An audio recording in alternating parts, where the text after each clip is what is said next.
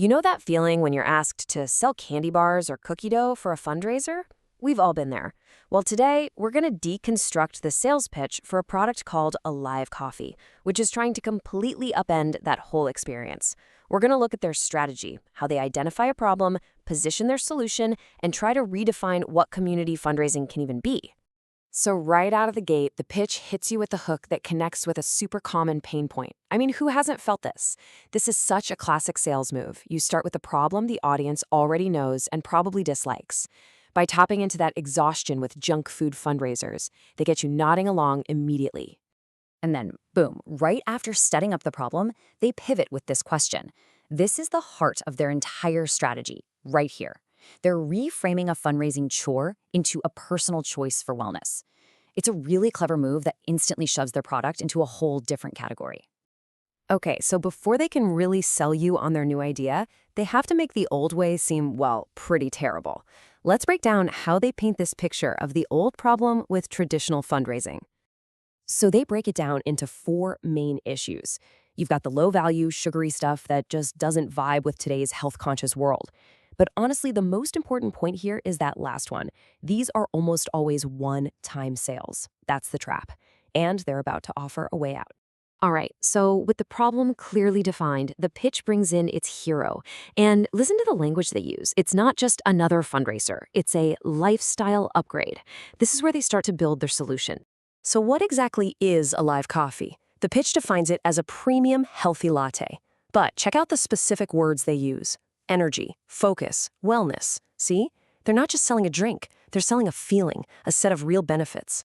And this is where the strategy really clicks into place. Notice how every single feature here is a direct answer to a problem they brought up earlier.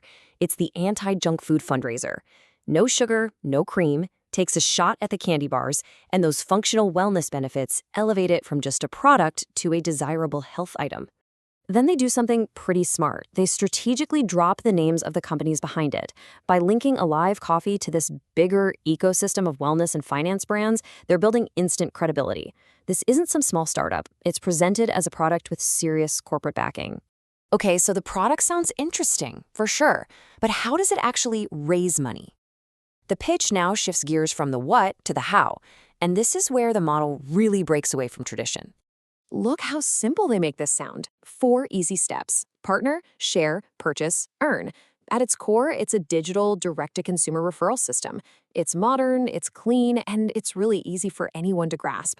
But the real genius here, according to the pitch, isn't just that it's online. The biggest innovation is in the logistics, or maybe the lack of logistics, and more importantly, the potential for ongoing support.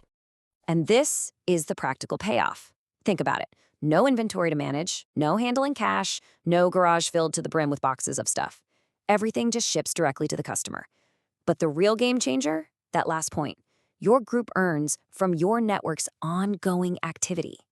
So everything we've talked about so far builds to this one central value proposition. This is the big idea they're selling, a total shift from a stressful, one-time fundraising event to a continuous, almost passive stream of income.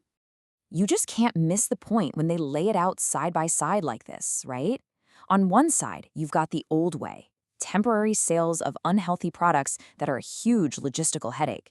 And on the other, their new model, a healthier choice that can drive recurring orders with zero inventory. It's a pretty stark comparison. Boom. This quote right here, this is the entire pitch in a nutshell. The real goal isn't to get one person to buy 1 box of coffee.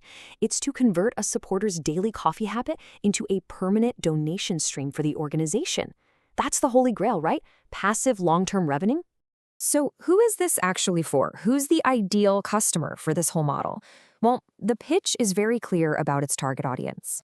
It's aimed right at community-based organizations. Think churches, nonprofits, youth sports teams.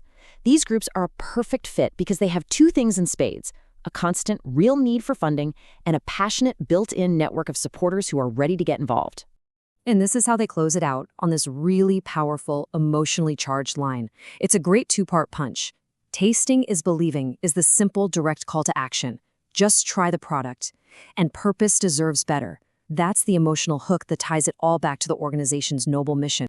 So there you have it. The pitch lays out a clear problem, presents a modern wellness product as the hero, and powers it all with a digital recurring revenue model. And the final question it leaves us with is a big one. As pretty much everything in our lives, from movies to groceries, moves to a subscription model, is this the future of how we support our local communities? It's definitely something to think about.